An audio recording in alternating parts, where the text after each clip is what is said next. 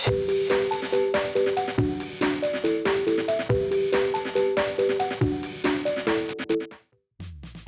it going, YouTube? It's Panda time.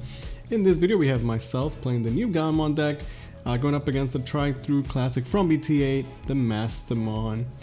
I don't think Mastemon really got anything new in the EX2 set, but the thing about EX2 is that like we have all these new exciting decks that could be good in the meta, but all this stuff from BT8 is still very relevant, right? So you're still gonna see Mastemon, you're still gonna see Imperial, and whatever else people played in BT8. We're gonna start with the tie. I think for the Gallon deck, it's tough to pick which tamers you want to play. There's so many options, and I'm kind of split between doing the tie and the hero. I think at the time of this recording, I was focused mainly on the tie, but since then, I think the hero is the way to go. He tried to go for the classic Wizardmon into Gallantmon Digivolution, which turns out is not a legal maneuver, but instead is going to be hard playing the Gallantmon. We have ways to answer it, but might not be able to do so right away. You go into a red memory to pick up our pieces, taking the Megidramon. I absolutely love the new Megidramon. I feel like he's so incredibly strong, but I'm surprised because a lot of people tend to either not run it or only run it as a 1-of. I currently play it as a 3-of because I feel like it's the best level 6 in the deck. So let me get your feedback on that. How do you guys feel about the Megidramon? How many copies are you guys playing? Also, there might be a little bit of glare in this video. Again, I do apologize for that as always, but hopefully it's not too bad. I think, it should be a fun game. I definitely want to show off more of the Gallantmon. He's going to promote. Could definitely go into a Joggers right away. Swinging with the Gato is interesting, but obviously he knows that it's a Gilmon, so he's free to survive. So it makes perfect sense if he's going to Joggers, of course, right? Going to go into the Angewomon, and it can Digivolve over the Gato and get the end of turn Joggers. But not the play that he has. Gonna just go into an Afani, clear and recover. So pretty good, right? Not a bad start. Wasn't able to get the full Gato experience, but like the Afani one is still pretty solid. We go into a Greymon in the back, and I'm probably gonna try and look to go into level 5 just to memory choke. The fact that we play Geogray means that we might not have that, or taking away the Gato definitely puts in work. It actually security checks into another Geogray, which is pretty funny. Such is life. Geogray is a pretty solid card. I definitely am a big fan of it. It's another card that I see most Gallantmons are not playing. Understandably so, because there's so many chambers you want to run and it's hard to fit them all in. But I like the Geogray. It's super sick. Gonna go Analog Boy, take out the Angewomon. We have 3 bodies to work with, but he has quite a bit of security. We're gonna stay in the back, build our chain, try and go for a big Gallant play. We don't even have the Takato just yet, right? The Geograys are swinging, at least one of them survives. And finally we're also to the Takato. I gotta say, Takato has impressed me. He's such an amazing tamer. And obviously the Blitz is insane for the Gallant line, but his other effect is actually so good. It makes me wonder if other red decks could play it. It's kind of wild because like you can play this cool red deck. Hey, look at that, another Geogray in security, Pog. But you could play this like red deck where like you're clearing stuff, you're getting memory for it. It feels really fun. I really enjoy it. In the past, red has a lot of boring decks, as I would say. But the Gallant deck is super fun. I feel like Bandai did a fantastic job with it. So honestly, pretty solid spot to be in from the Mastemon. Gonna Flame Hellside, pick up the Gallantmon right back, get the searches, keep up the pressure. Doing a good job of clearing. Doesn't actually clear the other Geogray though. Opting to go more aggressive into security. I definitely understand why.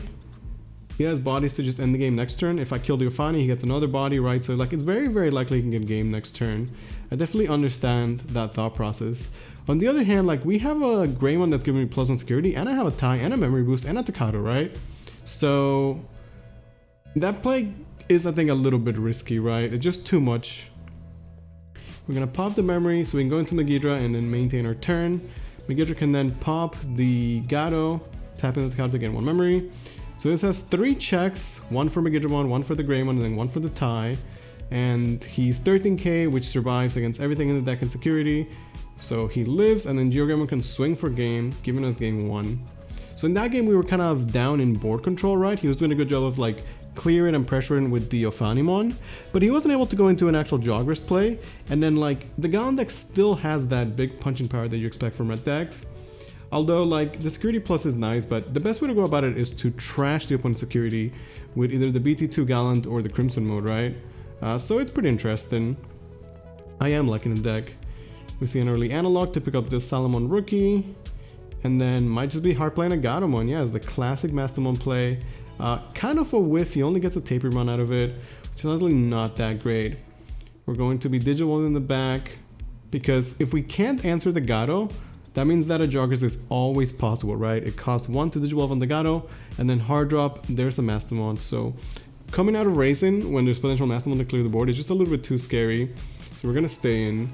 He goes into the Lady Debbie for 1, which is pretty powerful stuff, and is able to discard Chaos Lucemon. So I'd say it's in a pretty good spot, right? Not bad at all.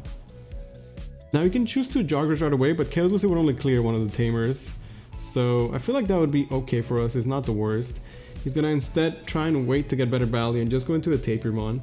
However, that leaves the Lady Debbie out in the wild, and because of the Takato technology, we can go into a War Growl, maintain our turn, and then go into a Gallant or Megidramon to then clear and blitz to push for some damage, right?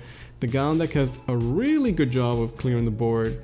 We're gonna go into a new Gallant, use the 1 attacking effect to clear, Lady Debbie's out of here.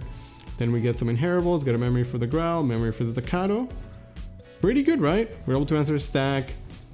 Not bad at all. Get 2 checks, we do have that tie. Which again, I think Hero is better, but like, the tie is not bad. It's not like tie isn't good, right? I do think that overall you do want the Hero though.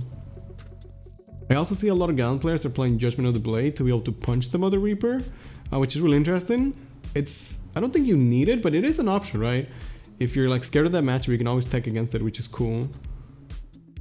Gonna go Chaos Derogation to answer the Gallant. It was putting too much pressure, it's gonna get trashed. You know, the Tapir survived. It gives us quite a bit of memory to work with.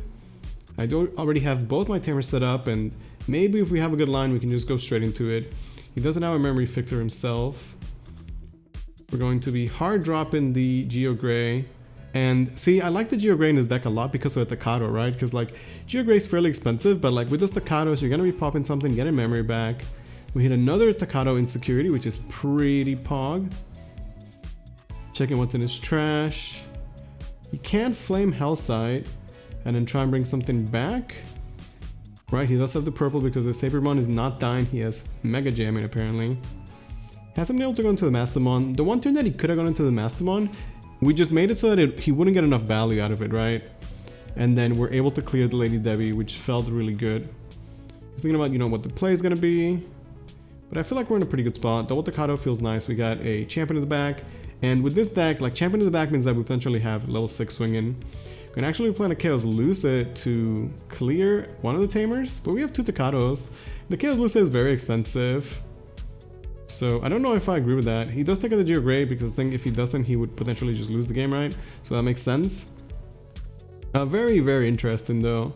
That Chaos Lucid is too expensive, and if we're able to clear it, we will likely win the game, I think. We have so much memory to work with. We can go into another War Growl. I don't like this War Growl as much as the new one. The new one is amazing. But we played this one because, you know, of the name, basically. He still has an okay ability. Inheritable is okay, Security Attack +1. And then he can always blitz and get picked up by the Gilmon.